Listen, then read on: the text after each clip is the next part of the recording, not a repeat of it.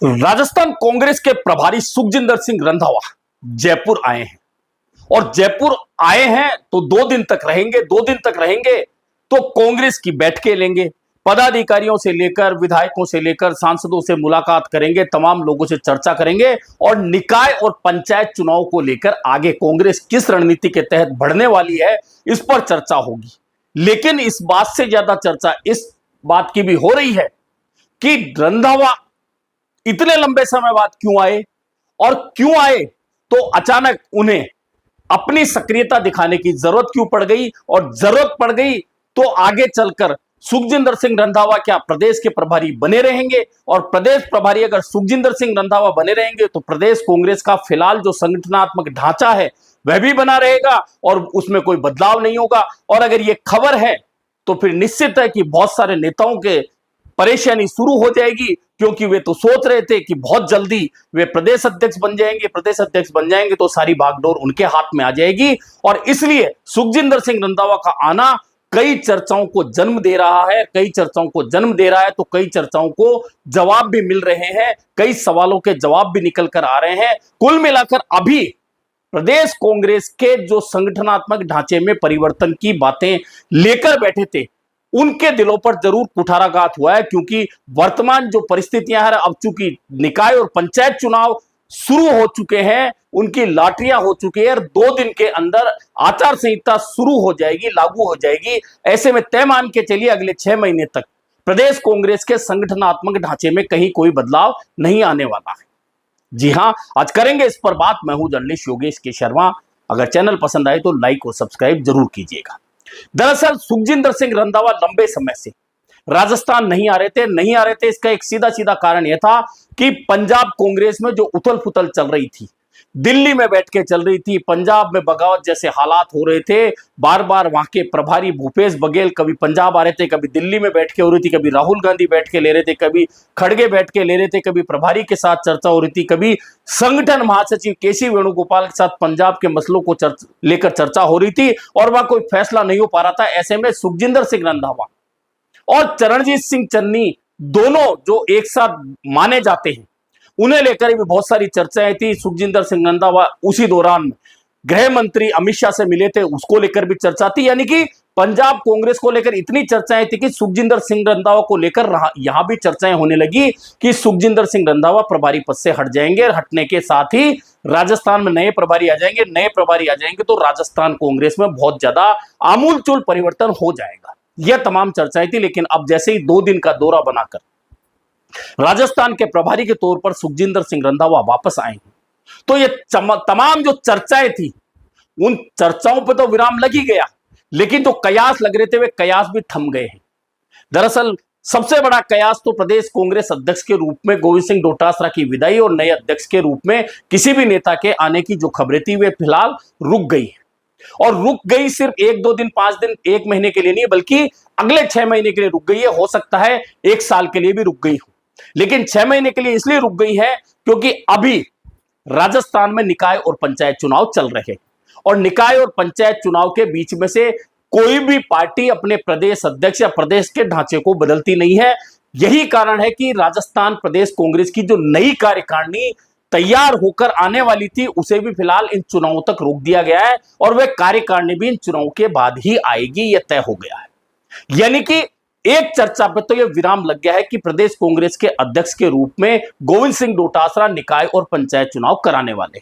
हालांकि यह बात मैं पहले भी कई बार बोल रहा था, लेकिन लोगों को विश्वास नहीं हो रहा था कि गोविंद सिंह डोटासरा इतने लंबे समय तक अध्यक्ष रहने वाले। लेकिन अब चूंकि निकाय की आचार संहिता कल या परसों में लागू हो जाएगी, उसकी घोषणा हो जाएगी, अधिसूचना जारी हो जाएगी और निकाय चुनाव शुरू हो जाएंगे जो 6 और 9 नवंबर को होने हैं और 13 अक्टूबर से पंचायत चुनाव शुरू होने हैं जो नवंबर 15 तक सारा काम पूरा होना है। ऐसे में 15 नवंबर और उसके बाद में जो भी हालात बनेंगे, परिणाम आएंगे, उसके बाद नई खबरों का जन्म होगा। यानी कि 15 नवंबर तो गोविंद सिंह डोटासरा के प्रदेश अध्यक्ष पद से हटने, टीकाराम जूली के नेता प्रतिपक्ष से बदलने या प्रदेश कांग्रेस के संगठनात्मक ढांचे में बदलाव होने को लेकर जितनी भी चर्चाएं थी वे चर्चाएं समाप्त होकर पूरी चर्चाएं हम निकाय और पंचायत चुनाव पर केंद्रित हो जाएंगी। लेकिन लेकिन क्या 15 नवंबर के बाद भी राजस्थान कांग्रेस में बहुत जल्द बदलाव हो जाएगा? असल बात यह है, और हो जाएगा या नहीं होगा ये तो 15 नवंबर के बाद चलेगा। लेकिन जो हालात अभी हैं, प्रदेश कांग्रेस में अध्यक्ष के रूप में गोविंद सिंह डोटासरा काम कर रहे हैं, नेता प्रतिपक्ष के रूप में टीकाराम जूली काम कर रहे हैं, और दोनों के काम की शाबाशी राहुल गांधी दे चुके हैं। ये सार्वजनिक हो चुका है, सबको पता है, और खुद गोविंद सिंह डोटासरा कह चुके हैं कि मुझे ऐरे गहरे नत्थू खेरे की कोई शाबाशी की जरूरत नहीं, मुझे मेरे नेता पीठ थपथपा चुके हैं। एक बात तो यहां समाप्त हुई। अब चूंकि निकाय और पंचायत चुनाव है, अब इन चुनाव के परिणाम यह तय करेंगे कि आगे चलकर कांग्रेस में क्या परिवर्तन होने वाला है, और परिवर्तन होगा तो किस तरह का परिवर्तन होगा। दरअसल अभी जो स्थितियां हैं, जो मैं बार बार चर्चा कर रहा हूं कि 15 नवंबर तक चुनाव समाप्त हो जाएंगे। चुनाव समाप्त होने के बाद में यह भी पता लग जाएगा कि गोविंद सिंह डोटासरा और टीकाराम जूली की जो जोड़ी अभी बनी हुई है, जिसे राहुल गांधी की शाबाशी मिली है, वह जोड़ी चुनाव में किस तरह का परिणाम लेकर आती है। राजस्थान में फिलहाल जो हालात बने हुए हैं, सरकार को लेकर लोगों की जो शिकायतें हैं, सरकार के खिलाफ जो माहौल बना हुआ है, चूंकि माहौल इसलिए भी बना हुआ है कि राजस्थान में सरकार के कार्यकाल का 3.25 साल लगभग होने को है। 1 महीने बाद सरकार अपने कार्यकाल के 3.25 साल पूरे कर लेगी और 3 महीने चुनाव में निकल जाएंगे, यानी कि चुनाव पूरे होते होते सरकार का लगभग 3 साल का कार्यकाल पूरा हो जाएगा। और आखिरी चुनावी अधिसूचना जो जारी होती है 45 दिन पहले, वो और चुनावी तैयारियों को लेकर 3 महीने का समय और निकाल दिया जाए तो कुल मिलाकर भाजपा की सरकार के पास में काम करने के लिए 21 महीने का समय होगा। ऐसे में सरकार को लेकर जो शिकायतें हैं, इन दिनों राजस्थान में जो मुद्दे गरमाए हुए, यूजीसी एक्ट का विरोध, ओबीसी आरक्षण और स्कूलों के हालात, मेडिकल व्यवस्थाएं, कानून व्यवस्थाएं, ये तमाम जो हालात बने हुए हैं, उन हालातों को लेकर जनता में चर्चा भी है। और राजस्थान की भाजपा सरकार को लेकर बहुत ज्यादा सकारात्मक माहौल कहीं नजर नहीं आता। आप कहीं भी जाकर देखेंगे तो आपको पता चल जाए। ऐसी स्थिति में कांग्रेस परिणाम किस तरह के लाएगी?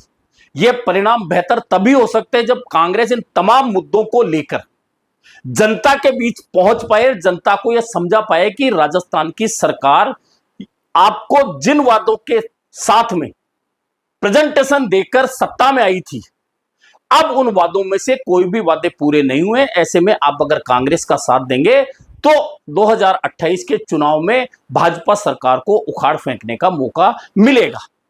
अगर ऐसा करने में कांग्रेस सफल रहती है तो निश्चित मानिए कांग्रेस के लिए परिणाम अच्छे होंगे।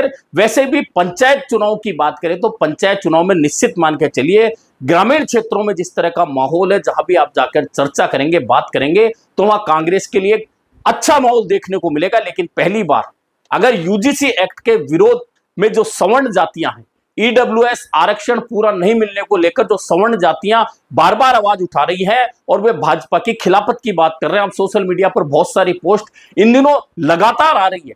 अगर वे पोस्ट आ रही हैं, उन पोस्ट के अनुरूप अगर सवर्ण जातियों में भाजपा सरकार की खिलाफत का थोड़ा बहुत माहौल 15-20% भी बन गया तो फिर शहरी निकायों में भी जो भाजपा का दबदबा रहता है, निश्चित मान के चलिए उस दबदबे में कहीं ना कहीं कमी आएगी और कांग्रेस वहां भी कोई कमाल का प्रदर्शन कर जाए तो कोई आश्चर्य वाली बात नहीं होनी चाहिए। और कांग्रेस इन चुनाव को लेकर कितनी सीरियस है, यह आप समझ सकते हैं कि प्रदेश के प्रभारी चुनाव से ठीक पहले, चुनाव की घोषणा के ठीक पहले 2 दिन आकर तमाम बैठकें लेकर टास्क सेट करके जा रहे हैं।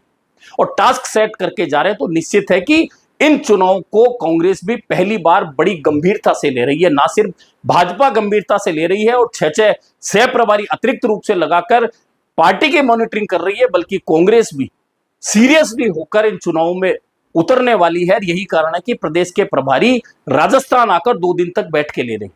यह एक अलग प्रक्रिया है, लेकिन कुल मिलाकर जो बात हो रही थी राजस्थान में कांग्रेस में बदलाव की, उस पर विराम लग चुका है। यह भी तय मान के चलिए कि नवंबर तक, तो इन चुनावों तक राजस्थान कांग्रेस में कोई फेरबदल नहीं होगा। और चूंकि नवंबर के बाद में कांग्रेस के लिए 7 राज्यों के महत्वपूर्ण चुनाव हैं और कांग्रेस को उन चुनाव में जुटना है, तो एक संभावना यह भी बनती है कि अगले मई जून तक, यानी कि 27 मई जून तक भी राजस्थान कांग्रेस में किसी तरह का कोई बदलाव नहीं हो और प्रदेश कांग्रेस के अध्यक्ष के रूप में गोविंद सिंह डोटासरा एक लंबे कार्यकाल को पूरा करने वाले अध्यक्ष बन जाए, इसकी संभावनाएं भी बहुत ज्यादा है। लेकिन कुल मिलाकर अभी जो चर्चाएं प्रदेश प्रभारी सुखजिंदर सिंह रंधावा के आने की है, तो एक सुखद संयोग तो यह है कि इससे पंजाब कांग्रेस में जो बगावत की खबरें थी, सुखजिंदर सिंह रंधावा की जो नाराजगी खबरें थी, वह पंजाब के लिए सुखद खबर है कि रंधावा अपने प्रभार वाले राज्य में फिर से जिम्मेदारी निभाने आ गए हैं।